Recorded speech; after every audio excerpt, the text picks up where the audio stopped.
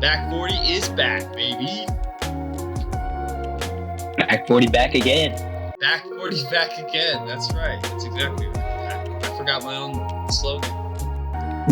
I forgot it last episode. So that's okay. Now we're equal. Exactly. It's funny. How you been, Anthony?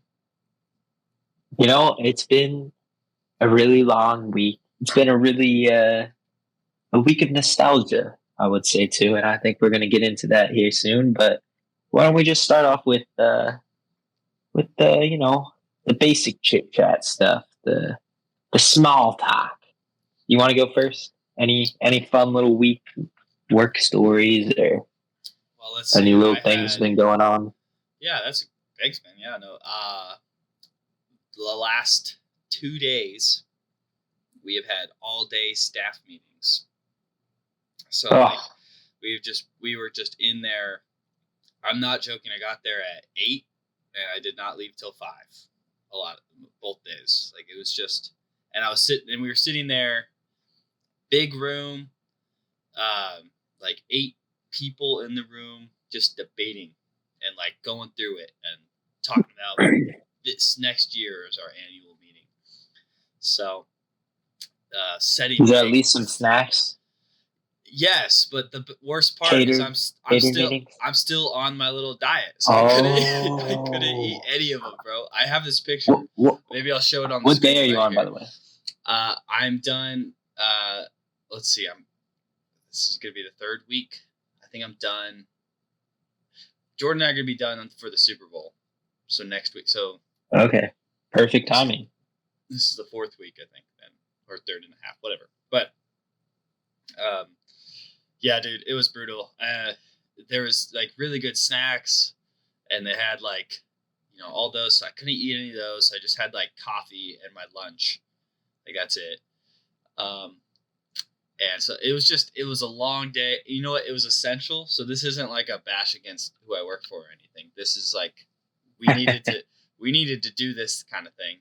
But it was just sit down and work it out. Yeah, it was just so it took a lot of energy and effort. And so today I was just like very introverted. Came home after work and napped, and like I've just been trying to like chill out and all that. So yeah, it's been. No, I feel you. Yeah, it's been a good week. Like not a lot of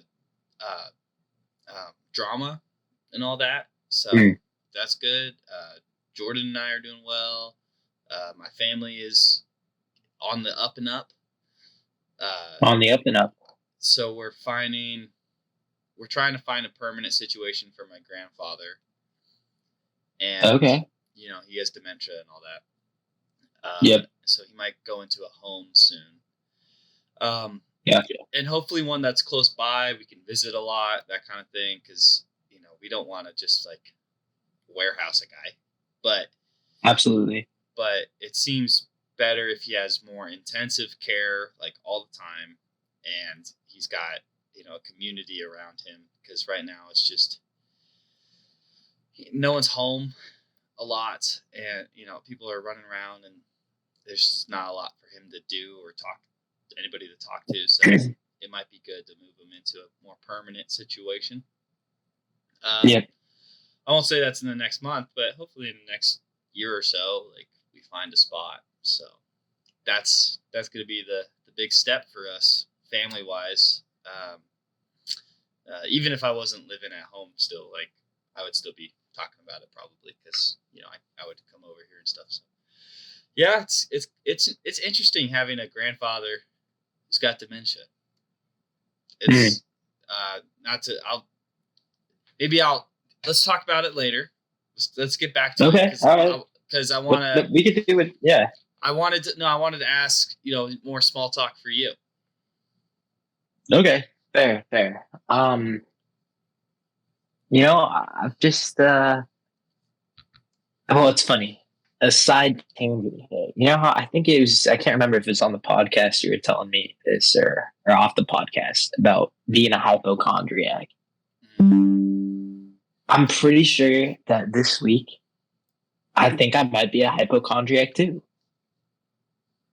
and it's like so I got sick, which kind of sucks. I think I was feeling sick on like Saturday morning actually, last Saturday, and it was just like a sore throat and stuff. And so I was kind of scared it could have been COVID because that's been going around, making its rounds around this time of year, and on Temple's campus especially. So I was like, ah, shit, like hopefully this is not COVID.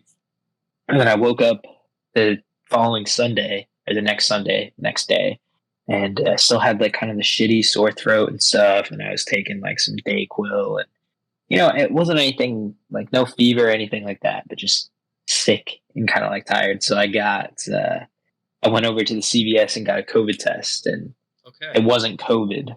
So, but then I started to notice like other weird things going on. I think it's just because I was like hyper focusing on certain things, but I've been feeling like just fatigued, and like I've been like peeing a little bit more. I think it's just because I'm drinking a lot of fluids to say, but like in my mind, I'm like, do I have type 2 diabetes? And I'm sitting there like Googling all the symptoms for this shit, and it's saying I got this disease and that. And I'm like, I finally got to a point. WebMD rabbit hole where you think you have cancer. Exactly. Yeah, totally. Yeah.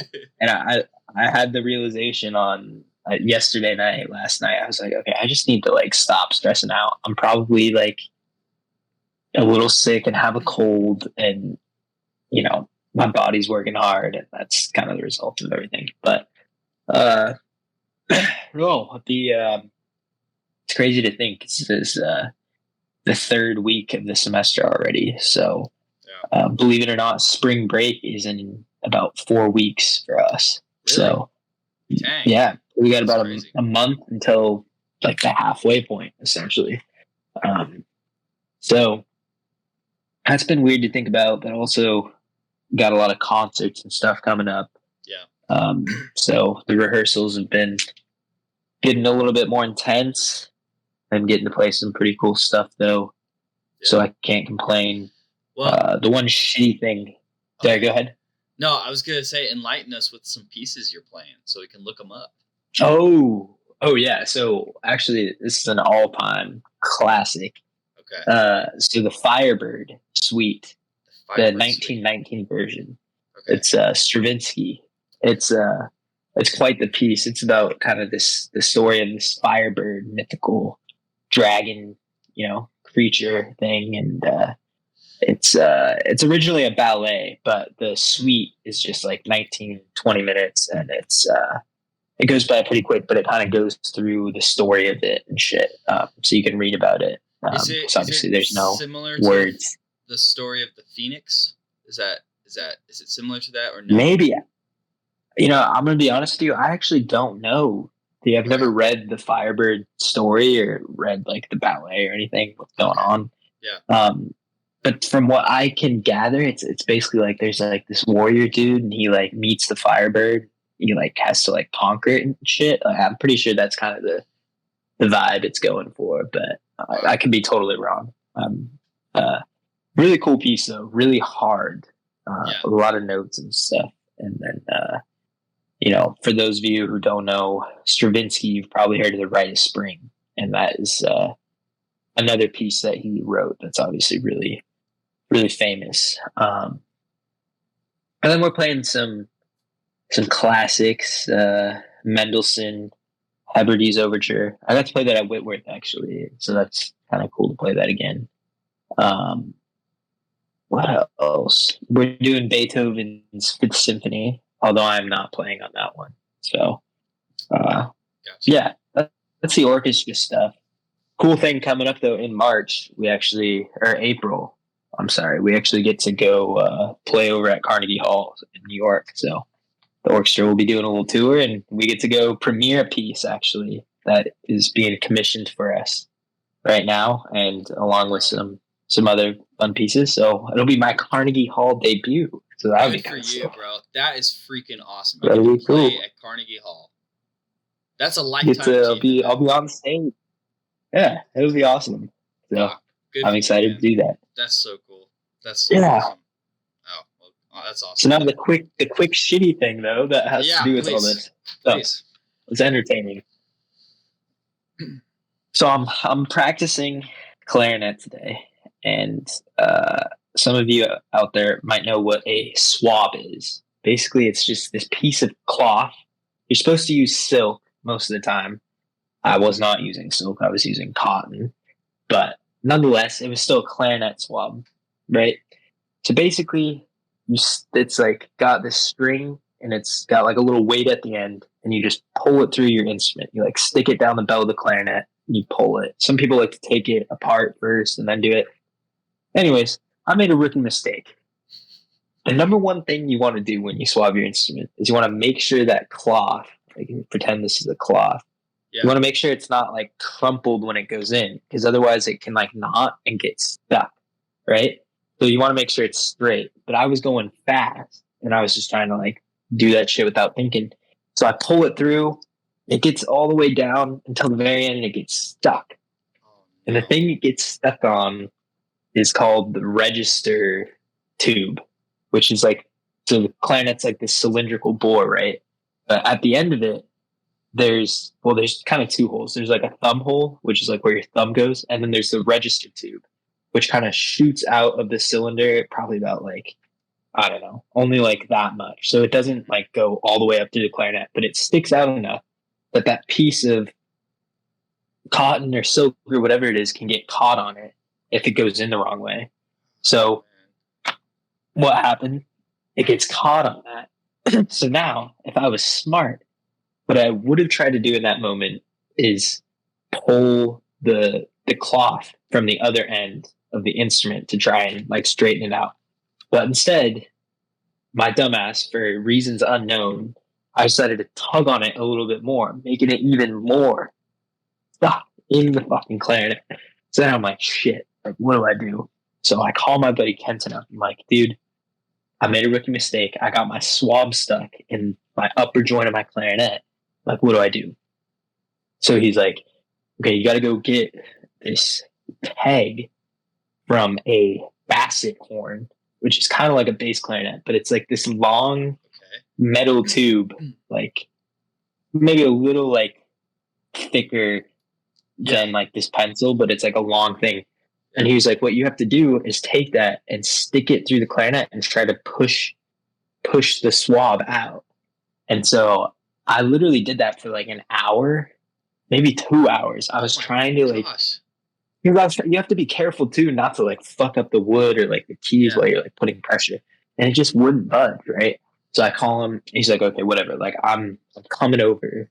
We're gonna like I'll try and help you. So like he gets here, and he has more success like pushing the metal tube in, but the swab is like created this big knot inside of the clarinet, so it like won't budge. So he finally pushes it through, and like we thought we got it, but instead the metal rod went all the way through and it got wedged like against the cloth. So now this metal tube is like stuck. It's like sticking out of my fucking clarinet. It's like, no, dude. Oh, it's kind of hilarious, but it's awful. And so because of the way it works, like we try to pull it off, and there's this little rubber ball at the end of the metal rod that it normally goes on the ground when you're playing the basset horn. Anyways, that thing comes off because we were trying to yank it, and then the fucking rubber comes off. So now it's just literally a bare fucking metal thing sticking out of the clarinet. So I'm like, fuck. Luckily, we got that out somehow. Like it was like one of those things where like he was like holding it, and then I was like pulling. Anyway, I'm the whole time I'm thinking my clarinet might just like snap in half right now, and it's like whatever. Speaking of which, luckily it's not the clarinet that I use the most. It's most people don't know, but so you have a B flat clarinet and then an A clarinet, which is basically the same thing, but the A clarinet's a little bit longer. Mm-hmm. You only really use it in orchestra most of the time, only for certain pieces. But and that was anyways, so it was that clarinet. Yeah. So that was my A, and we got the metal tube out. And then finally, after another probably like 10 minutes, Kenton was able to push the swab through the other end, and it finally came out at the expense of that register tube that I was talking about that it got caught onto literally just boop, just like fell out. And so did the thumb hole, which is also the little thing that protrudes. So it's not like the most expensive repair that it's going to cost. Like it just has to be like resealed. But it just kind of was like a lot for a Thursday evening, and took up quite the time. So that's today. My little just before we got on here. Yeah, you must be exhausted. So I was pretty tired from that. I know that was a big side rant, but no. So are you gonna take it to a music shop or something? Yeah, there's a guy here in New Jersey, actually, just across the river, and we could have a whole podcast about him. He's hilarious, but he's just a crazy guy. But he's like a wizard repair guy. But gotcha. Let's just say that if I brought the clarinet to him in the condition it was with the fucking metal tube, he would have like probably called me really dumb, and I would have gotten chewed out a little bit for being stupid. Gotcha. So anyways, happens to the best of us though. So dang, that sucks, man. Yeah.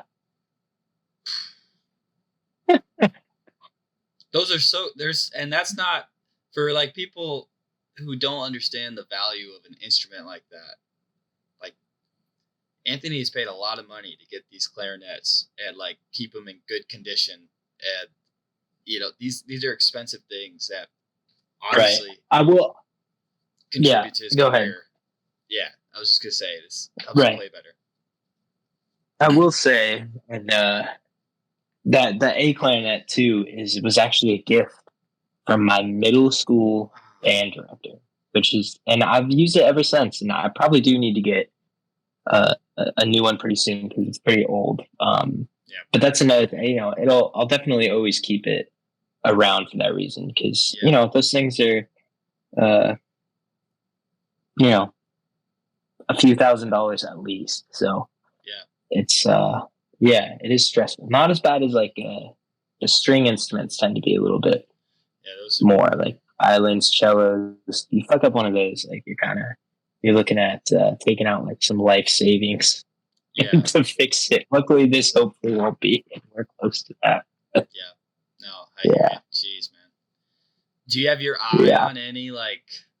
I don't know if this is something you think about, but do you have your eye on any model of clarinet in the future for like performance-oriented things? Yeah, of course. There's a few really like just standard brands, and I've always wanted to. I mean, right here on the East Coast, there's a lot of in New York, especially. There's a couple of different dealers that are pretty famous, and then they have a wide variety of selections and stuff. But it's kind of like it's similar to like when you're going to buy a car.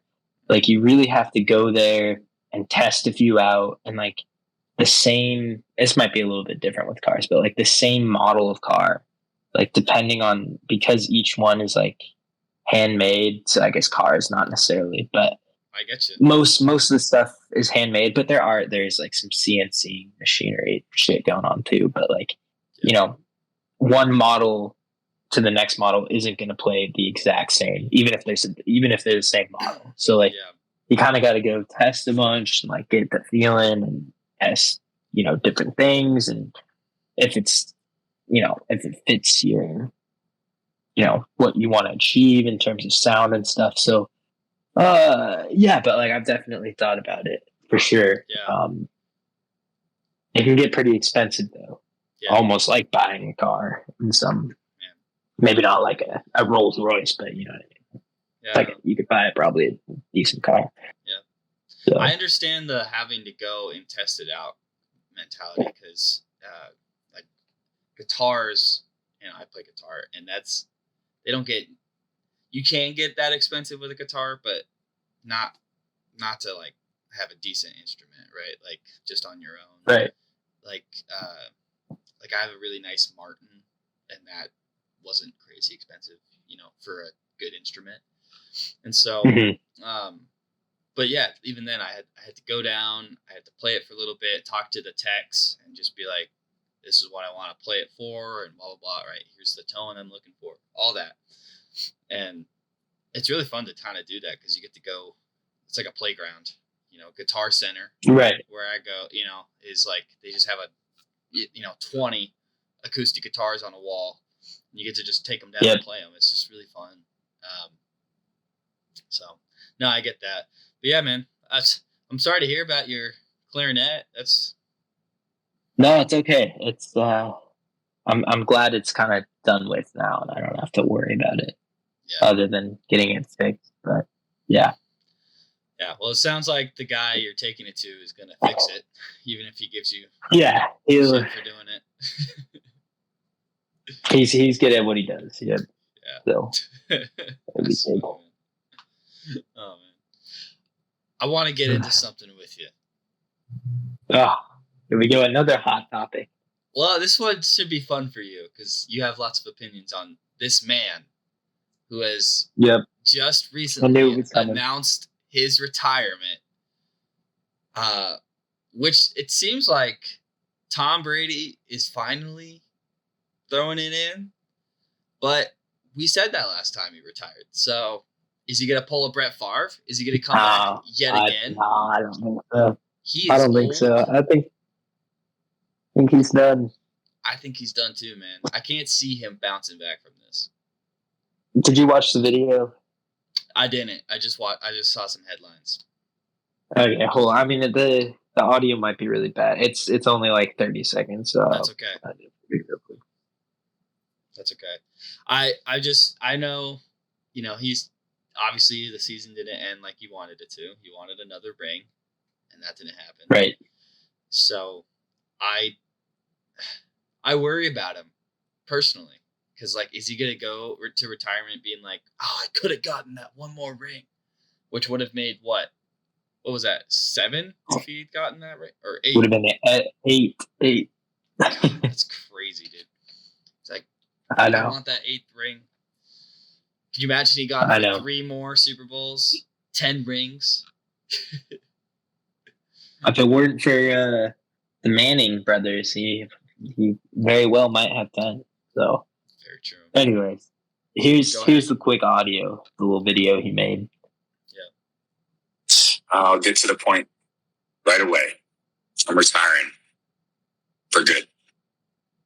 I know the process was a pretty big deal last night, so when I woke this morning, I figured I'd just press record and let you guys know first. So I won't be long-winded.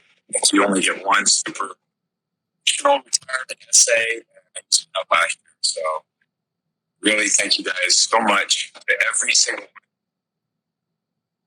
who supported me. My family, my friends, teammates, my competitors. To go on forever. There's too many. Thank you guys for allowing me to live my absolute dream. It would change the thing. I love you all. Dang. Kind of a touching little minute video. You could hear if you saw the he was video, quivering a bit. Quivering. Yeah. It's tough. We're not going to see another quarterback like him for a long time. I know, and it's we live in, I think now, kind of the Patty Mahomes area, Patty Mahomes era now, and people, I think, kind of expect him to be the next GOAT per se, but I don't think people realize how hard it is to win Super Bowls, and what Patrick's doing right now is absolutely incredible too. Just being in. I think in his first 5 seasons, he's reached 5 AFC championship games, and this is his 3rd Super Bowl already in 5 seasons. So, I mean, if he keeps this shit up, like, he very well might be up there. But I think there's a little crazy amount of hype too, just in terms of reaching the numbers that Tom has put up. And also the quality of your team matters quite a lot when you're, you can't just be a great quarterback and have a crap defense that loses you games, you know. So like maybe now the Chiefs don't have the best defense ever, but if somehow their quality of team like drops over the next 2 years, 3 years, he's not going to be having an easy time getting back to the Super Bowl. So it's going to be a weird challenge for him, you know. It's tough, and I mean, I think obviously everyone knows. I think watching this that I'm one of the biggest Tom Brady fans, but you know, just reflecting on everything, thinking about how it's one of those stats that is getting thrown a lot out there since he just retired. Is that literally, if you split up his career into like 3 separate areas, when he's in his 20s, his 30s, and 40s, you could literally have 3 Hall of Fame careers. And he won Super Bowls in his 20s, 30s, and 40s. Literally, like, people mention that, but I don't think you realize like how he transcended like the eras of football, because in the early 2000s it was about defense, and there wasn't a lot of rules that, you know, protected the quarterbacks nearly as much as they, you know, did back then. And it's just all the different legendary players, like Ray Lewis was still playing, all of these, you know, he's playing at this point. He was playing some of the sons of his earlier competitors, which is just crazy to think about. I know LeBron is kind of doing that now too, as he's also kind of aging like fine wine, putting up these crazy numbers and like stats over just an insane amount of time. But yeah, it's just crazy to think about that for like me and you, and even people a little bit older than us. Like, they never grew up watching football without Tom Brady. Like, literally, I couldn't agree more. One of the most memorable Super Bowls was that Giants Patriots one. I don't know. 07. Was that the second one that they faced off, or because they didn't. That was the first one. That was the first one. Okay. They did. They played again in 2010 or 2011. I can't remember. Oh, okay. Might have been 2012. It was the first one then. It was and Eli had beat them, and dude, I remember. I don't know if I've told you this. I like straight up. I shed some tears over that game because I was such a. So did I. Yeah. I was such a Patriots, like, it was their perfect season. They were like, if they won the Super Bowl, they would have like had no losses the entire season, 18-0, which is unheard of. And like, I wanted to see that happen so badly. I had a Brady jersey, so in my core, I'm a Brady appreciator. So I think that's I think every little kid kind of was like, because he was the guy. I guess there was Peyton Manning, but like the Super Bowls, like he was literally in it every other year. You know what I'm saying? And like, it's like asking someone to not be inspired by Michael Jordan, who plays basketball. You know, like, you can't not appreciate Tom Brady's prolific way of playing football and how dedicated he was and how good he was at what he did and the sacrifices he made personally so his team could win. Like, it just speaks for itself, man. That's all. I don't know. We're not gonna see him. Yeah, go ahead. No, I know. I'm a little sad, but I'm happy for him too, and I hope he does well in the Fox booth or whenever he decides to do that, because he's got a big contract for that. But you know, the other thing I was thinking about, with Michael Jordan too, I think what makes, maybe even more so with Tom, but with Jordan too, because I know Michael Jordan was cut from his like high school basketball team, but with Tom, athletically, physically, it's just a pretty average like dude, athleticism wise. Like, it, you know, he wasn't really highly recruited at high school. You know, he lost his job when he played at Michigan, and going into the combine, those infamous photos with his shirt off and like the slow, awkwardly, you know, running white dude who's It's just like kind of like a snail, and he's still gets to make fun of that. And pick 199, like a late round draft pick who goes to the Patriots, and Bill Belichick, who's obviously a great coach, maybe the greatest coach, but just really starting from basically nothing and working his ass off basically every single day, and having the type of leadership qualities that he had or has, that being able to get basically all of these super athletes around him to buy into this guy who he's not the fastest, not the strongest, doesn't have the most talent. He can't throw the ball like Dan Marino or even Aaron Rodgers, and doesn't have the body of a Cam Newton. He's just kind of like a goat in sheep's clothing or whatever he is. This guy shouldn't be the GOAT, but the fact that he's the most successful, arguably team sports player of all time is it really shows you that it's a lot about what you do to help yourself get better. And I think it also proves, maybe on a deeper level too, that even if you have a lot of talent in something, if you don't have the drive and the passion to put it in the work every single day, it can only get you so far. Yeah. But at the same time, if you do have that drive and passion and you're not as talented as other people, it doesn't matter. You can really achieve, and it sounds cliche, but I think it's true. You can achieve a lot when you spend hours and hours of hard work and dedication. And I think on a serious note, as much as it's Tom Brady and whatever, but I think that's something I always try to aspire to do, is that work ethic and that drive. And I think that can get people a long way, but it's hard to do that. And the fact that he did that over such a span of 3 decades essentially is unbelievable. So there's my Tom Brady spiel. Dude, what a speech! Wow, that was incredible. No, no, I honestly agree with you.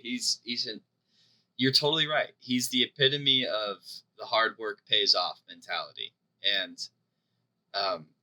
you see the way he's on the sideline, and how he's never satisfied, and he's always disciplined, and he eats a specific diet so that he achieves better. This is now, yeah. I'll say this. Being Tom Brady is not for everybody. And I'm even talking 100%. Let's say someone is very career oriented to the point of, I don't know, Tom Brady's, he probably spent a lot of time outside of work doing work, right? And exactly. Being in it. So you have to understand that part of it. But it's a testament to his willpower, his discipline, how he trained himself to just keep going. And I agree with you that if you put your mind to something, if you really put the things into practice, you will see measurable results that bring you to a new place. And that's really good. It shows that over a period of 30 years of someone, or 20 years. Well, yeah, almost 30 years of someone doing a sport for a long time. And just hope. Yeah, man. I think the coolest part to me was how late into his career he was winning Super Bowls and topping charts and stats, and I think that's a good reminder that I think people can kind of resign to their environment, myself included. It's just natural to not want to keep pushing for stuff you want, and easy to be content.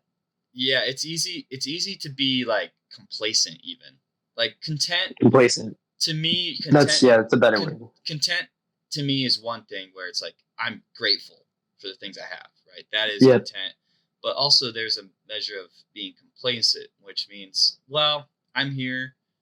I already know enough to survive in this world. I'm just not going to learn anything else, or I'm not going to challenge myself, or I'm not going to push to do something else. Like, I don't know, maybe it's because we're younger, but I feel like that's something that you should always keep around. You know, that's a really essential part of living. So it was cool to see him do that, you know, in a professional environment where everyone's trying to beat him, you know, and Absolutely. So that's just it's a testament to that, I think we could all take some lessons from it. So that's why, in my mind, that's why I think he's just a great player and a great person to look up to if you're looking to achieve. Is he puts in the work and the discipline, and that's pretty cool. Now I wouldn't emulate maybe his last year of retiring. Yeah, he's a little coming back, frustrated. It was definitely and divorce and personal life things. Yeah, and I won't sit here and pretend I know, like, the whole reason they got divorced was he went back to football. Like, there's probably that's not the only thing. There's factors, but you know, you live with your choices, and that was his choice. Exactly. He lived with it. So, that's my comment on that. One quick aside too to something you just said at the end there that I know just from listening to Tom speak on some interviews and podcasts and this kind of goes outside of Tom Brady too, is I think sometimes what I struggle with, and I think every single person struggles with, whether it's in your work or in your passions or in your side hobbies, is it is discipline. And you mentioned that just right at the end. And it's because it's really easy, I think, for us and people to do things that are uncomfortable or to have discipline for a short period of time. Like maybe it's a week, maybe it's, a day even, maybe it's, it could even be a month. But I think true discipline and like the Tom Brady sense, and anyone who's really successful too, is just that overall consistency of doing something just over and over again, and having that. I don't want to say like being like repetitive, but disciplining yourself routinely and not just for a short amount of time, or not when it's just easy to do something. And that could be in like dieting or whatever. I think you're demonstrating some good discipline right now, but you made it a lot farther than you have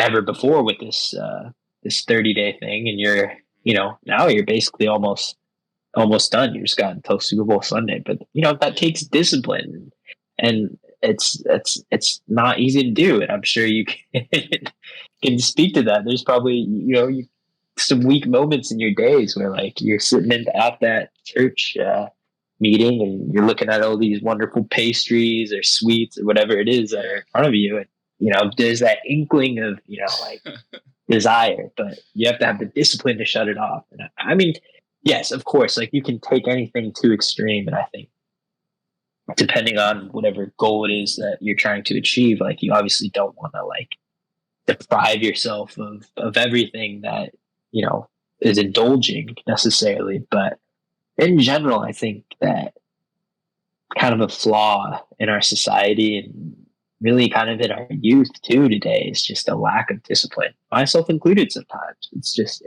financial discipline, healthy eating discipline, whatever it is, academic discipline. Like it's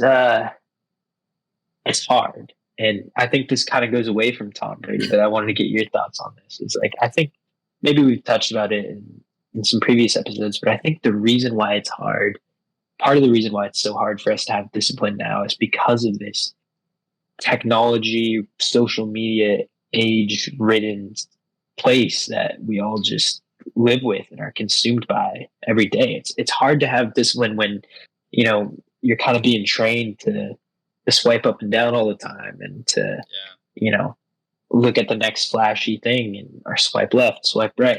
It's you get distracted easily, and it can take you away from your goals and stuff. And so I don't know. What are your thoughts on that? I couldn't agree more, Anthony. I was hoping we'd get into it a little bit. We're in a.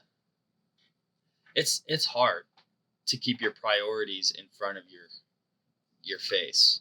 It's like it's hard to keep that there. I've experienced this with like this diet thing. Number one, Jordan and I are doing it together, and she is far better at meal prep and thinking about these things than I am. So that has helped me grow. So I'll say that. So that's been. I mean, I've been. We've both been disciplined in that way.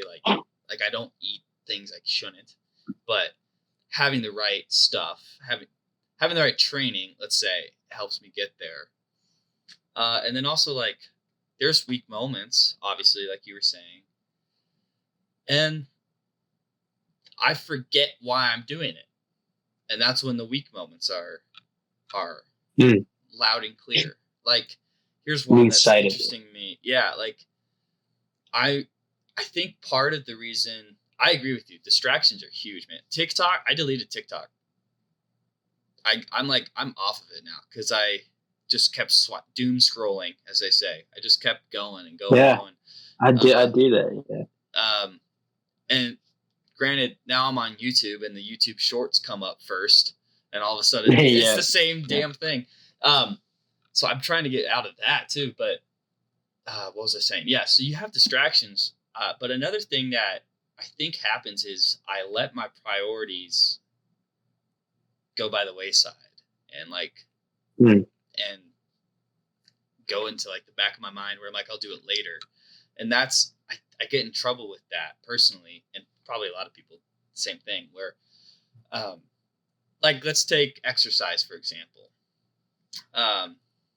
It's very easy to say, I want to work out. I want to be trim and in shape. I want to have good cardio. Like I want my heart rate to go down so I can, feel healthy and alert, all that kind of stuff. I want to drink more water, right? But it's the willpower to be like, okay, it's 6:30 in the morning before work, and it's cold out, and I'm tired, and I feel like running would just smack me in the face with doing something. I don't want to like give myself a rude awakening, and I'm going to be sweaty and blah, blah, blah, right? Like all these excuses I tell myself, I'm not getting mad at other people. This is what I do. I'm like, whatever. I'll do it when I get back from work. And I get back from work, I'm exhausted mentally. I just want to sit there and watch TV and blah, blah, right? So we all get into these zones of routine, kind of falling asleep to stuff. And that's always I'm always like, why do I do that? Like, why do I just ignore what my priorities are? So I've been trying to figure out a way to zap myself into paying attention to my priorities more. But I think I've just come to the conclusion that it's just like willpower, just saying to yourself, shut up. Like, I'm going to go do this thing. Side of me that doesn't want to do it, right? Like there's no like, you can say you need structure, and that's good. Like a routine, like I run at this time or I eat this at this time. Like that is good. That is very helpful. But at the end of the day, it's reminding yourself that of that future goal you want. Where let's say in my case, like I'm in shape, but I want to be able to run a lot more than I can. And that's why I'm kind of doing this diet too. I'm like, I want to be healthier internally and have a better, less sugar in my system and so dependent on it. More efficient. Yeah. And more, and I feel more alerts, that kind of thing. I want to sleep more, but I'm on my phone late, right? Like these are things everyone's dealt with and everyone struggles with. And it's just a matter of willpower. And so I don't know. What are your thoughts on that? Here's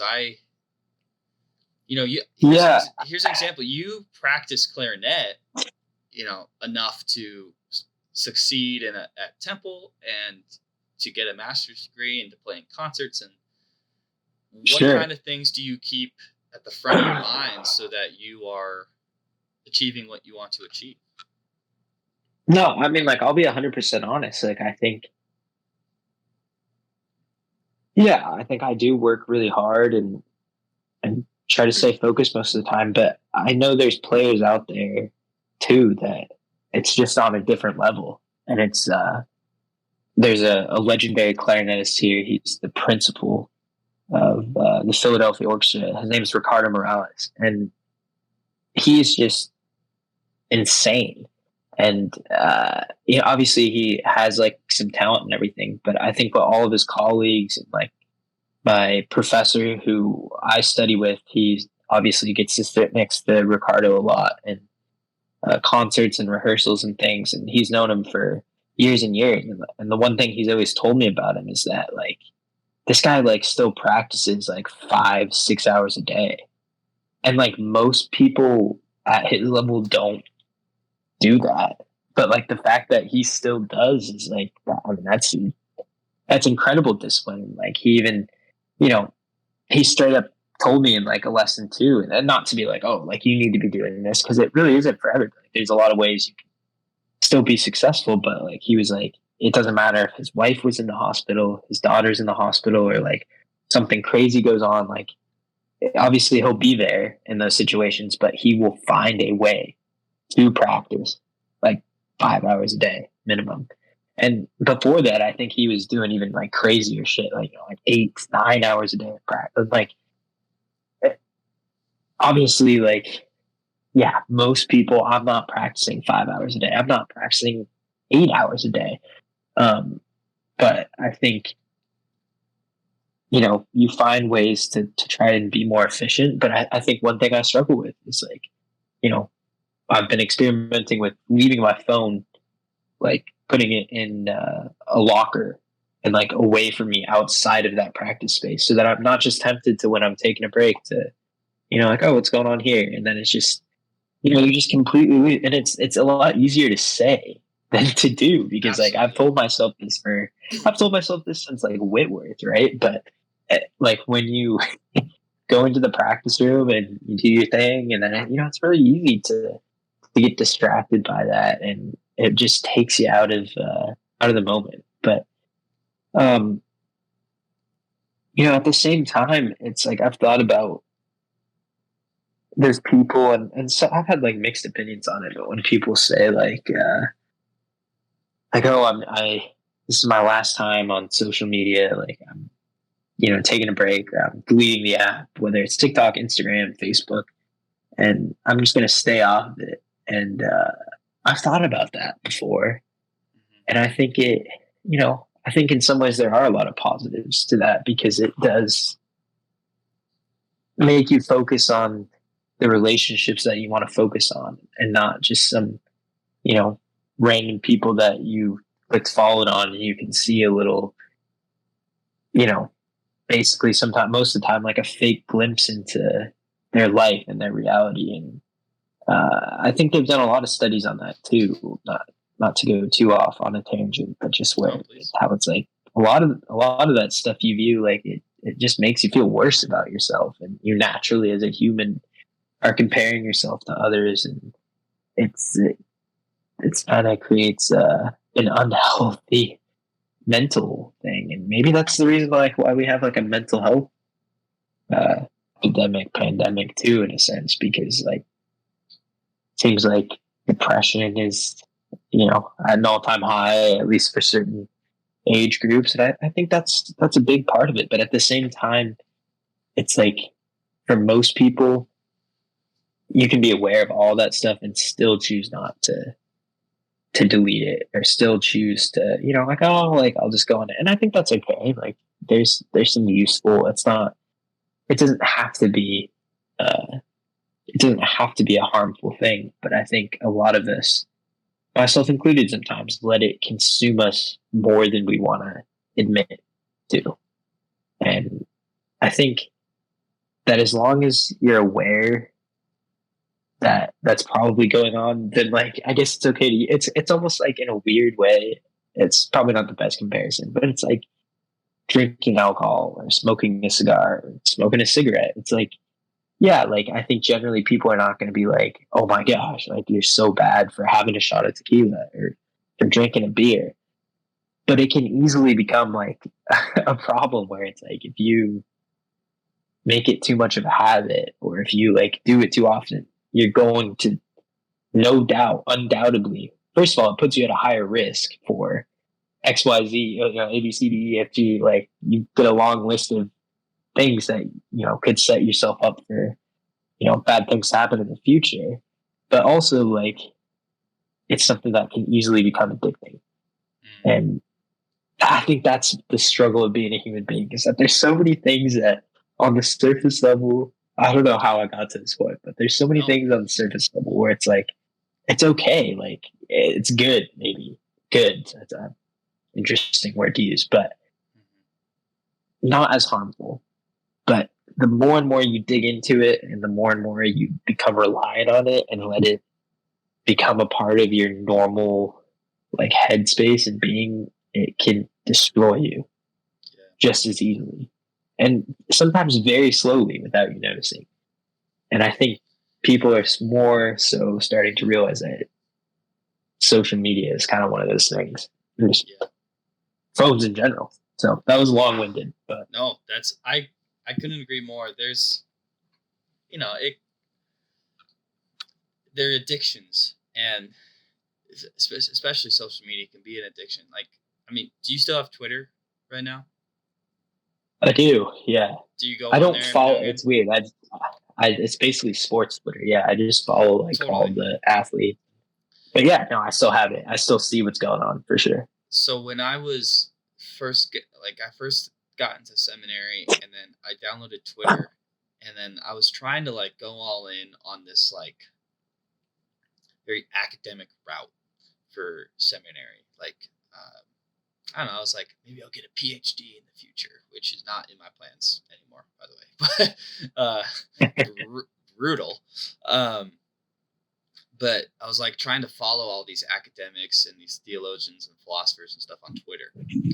Okay. And I found that like I'd follow these people.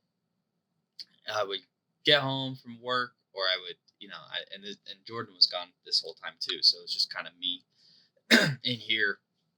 I'd get home from work and I would hang out for a little bit, and I would open up Twitter and I would just go down this rabbit hole of like debates on Twitter for all these big abstract concepts and things that like everyone says it with such urgency and such significance, like everything matters, and if you don't take my opinion seriously here, like you are missing out on something that changes your life, or you are, you're getting something wrong about the universe, right? Like it's like super heavy, gravity ridden statements. And I would just go down this rabbit hole for like hours, sometimes, an hour or 2 hours of just like Twitter and like stupid arguments and discussions that had no bearing on my life personally. And and it got to the point where I literally like I recognized one day I didn't go on Twitter and I read a book, and I like walked outside and I ate a decent meal that day, and I had, and I took a nap. Like I woke up from that nap and I was like, I feel so great. Like I'm not as anxious. I'm not stressed, right? I'm not like worried about all these significant things. And I was like, why do I have Twitter? Like when I go on there, it just ruins my day. And it like causes me to think about things that don't even matter. And so I got rid of Twitter. TikTok was a little similar. So I got rid of TikTok, and now YouTube is taking that place. But YouTube's not as bad. That one's just kind of like funny, stupid stuff. But yeah, man, I don't know. I've been trying to recognize when I'm getting into those zones of too much thinking, too much ruminating, and getting out of that to be more present to be more focused on my future goals that I can be working on like right now. That's kind of what I'm trying to do, and I don't know if it works all the time, but I think that's a better way to live. You know, like I can't imagine we would have a healthy society if everyone's ruminating and thinking all day about stuff like when are we gonna get attacked? Like like what is the pandemic gonna kill us all? What is all like? Yeah, it's like I don't know if we can keep thinking like that without some real consequences in people's psychology, which is exactly what you talked about with the anxiety and depression and the loneliness and all that. So, sorry, I got deep there, but I think it's just real. No. I think it's real, man. That's totally agree. One of my goals is to like get through. I'm trying to read just a book for fun. Like I've read a lot of academic books, clearly, but yeah, like I'm reading Lord of the Rings just for fun. There you go. It's it's a fantasy and it's escapism and at its purest form, and I love it. So I'm trying to like just enjoy embrace things. Yeah, embrace it. Enjoy things. I don't know. Do you find yourself doing anything like that, or?